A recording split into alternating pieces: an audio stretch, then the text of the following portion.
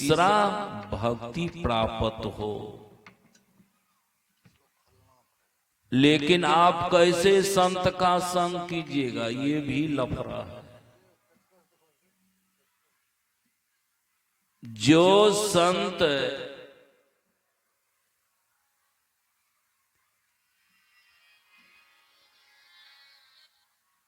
अंदर से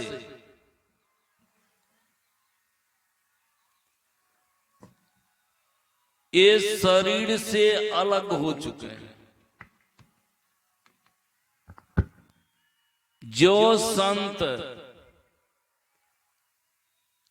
ये जड़ से चेतन को फुटा लिए,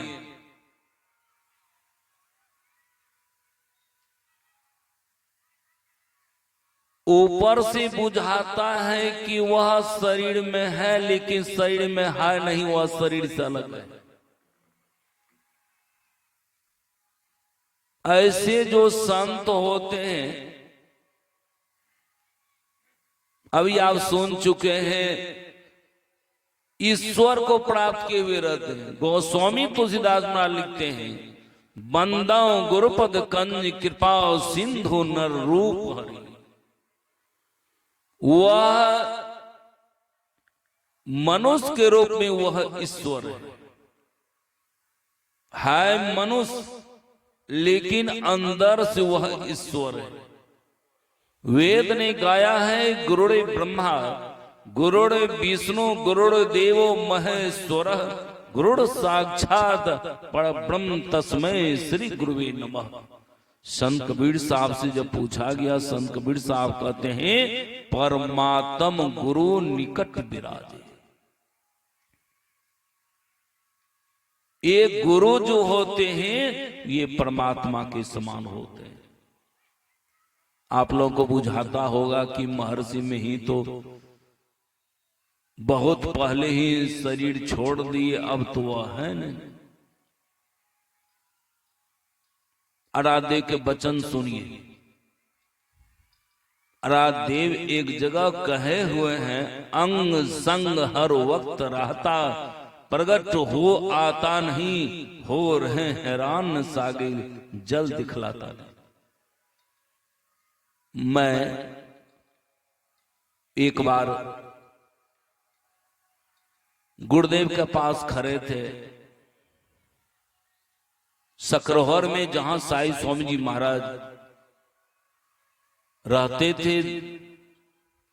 वहां जिला अधिवेशन हुआ था, लगभग रखिए 74-75 के आसपास।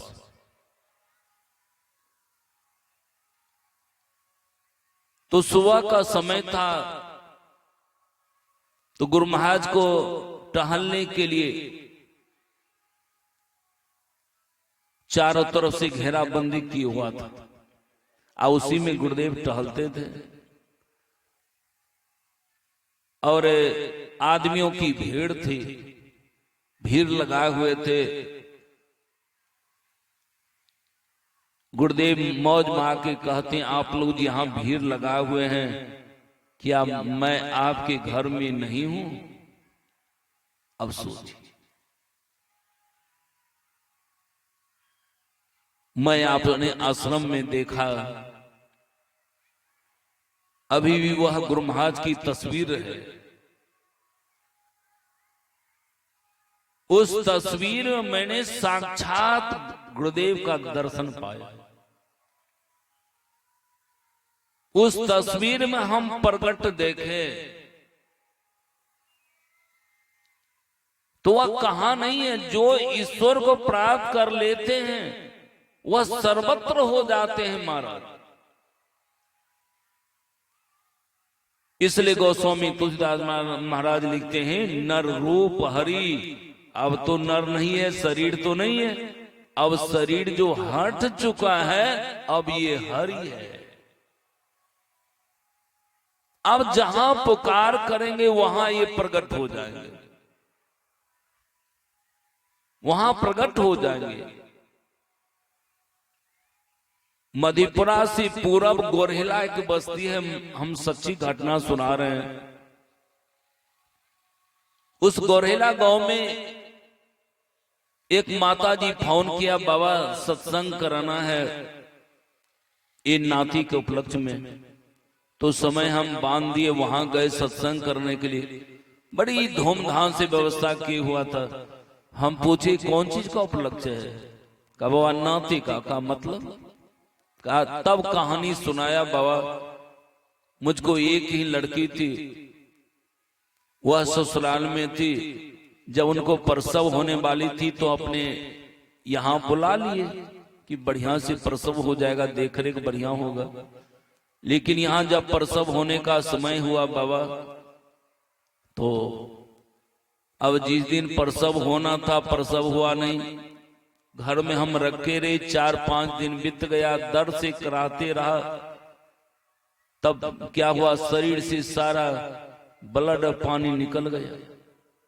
तब अंत में उठा पुठा करके मधेपुरा हॉस्पिटल में भर्ती किए। कोई डॉक्टर गच नहीं रहा था, लेकिन एक डॉक्टर कहते हम प्रयास करते हैं। अल्ट्रासाउंड के द्वारा जब देखा गर्भ में बच्चा मरा हुआ है। डॉक्टर ने कहा कि बिना ऑपरेशन से बच्चा निकलने वाला नहीं है, बिना ऑपरेशन से बच्चा निकलने वाला नहीं है। 25,000 रुपया लगेगा, जब घर से रुपया लियो। वह माता जी कहती हैं घर आकर के गांव में खोजने लगा रुपया पैसा, कोई देने के लिए तैयार नहीं हुआ। जमीन भी भरना देना चाहा, वह भी कोई नहीं लिया। अंत में हम सोच लिए बच्चा तो मरा हुआ है ही, अब तो मेरी बेटी को मरना निश्चित है। घर में जो गुरु महाराज का हम तस्वीर टांगे हुए थे, उनके सामने में मैं खड़ी हो गई और गुरुदेव से कहा, गुरुदेव अब तो मेरी बेटी को मरना निश्चित है, इसलिए कि रुपया तो हुआ नहीं। अगर कहीं मेरी बेटी मर गई, मैं दफनाने के लिए जो शमशान घाट जाऊंगी तो आपको भी साथी लेते जाऊंगी, उधर ही आपको फेंक दूंगी और जीवन में आपकी पूजा नहीं करूंगी।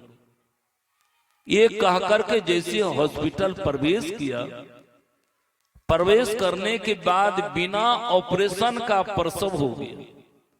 प्रसव हुआ तो हुआ, जिस बच्चे के संबंध में डॉक्टर कहे हुआ था बच्चा गर्भ में मरा हुआ है, वह बच्चा जिंदा गर्भ से निकला। और डॉक्टर मुझसे कहा तुम्हारे घर में कौन देवता है? मैंने कहा महर्षि में ही देवता है। डॉक्टर ने कहा आज तुम्हारे जीवन में महर्षि में ही गुरु रहने के कारण आज तुम्हारा बच्चा गर्भ से जिंदा निकला। आज अल्ट्रासाउंड को भी फेल कर दिया, जिस अल्ट्रासाउंड में निकला था बच्चा मरा हुआ है। आपको क्या महसूस होता है? जो ऐसे अभागे होते हैं, ऐसे संतों से कोसों दूर रहते हैं।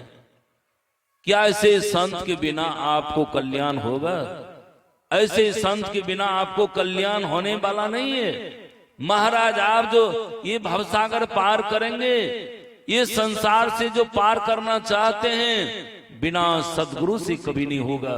गोस्वामी तुलसीदास महाराज लिखते हैं, करण धार सदगुरु दीन नावा, दुर्लभ सा सुलभ करी पावा। इस भवसागर के मल्लाह सन सदगुरु है। बिना सन सदगुरु का आपका बेड़ा पार नहीं होगा। बेड़ा पार तो छोड़ दीजिए, अगर गुरु मिला तो बेड़ा पार, नहीं तो बोरे पार हो जाएगा। ये 3 हाथ का जो शरीर एक तरह का बोरा है, यही बोरा पार हो जाएगा। आपको फिर जीवन में कभी मनुष्य नहीं मिलेगा। गोरखनाथ जी महाराज कहते सप्त धातु का काया पिंजरा, ता माही जुगत बिन सुबा। अरे सतगुरु मिले तो बरे बाबू, नहीं तो परले हुआ।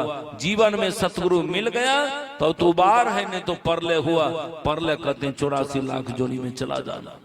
और जब आप 84 लाख जोनी में चले जाएंगे, आपको उबरना कठिन हो जाएगा। तो आप लोग खड़े होकर के बाबा का अभिवादन करें। श्री सदगुरु महाराज की जय, श्री सदगुरु महाराज की जय।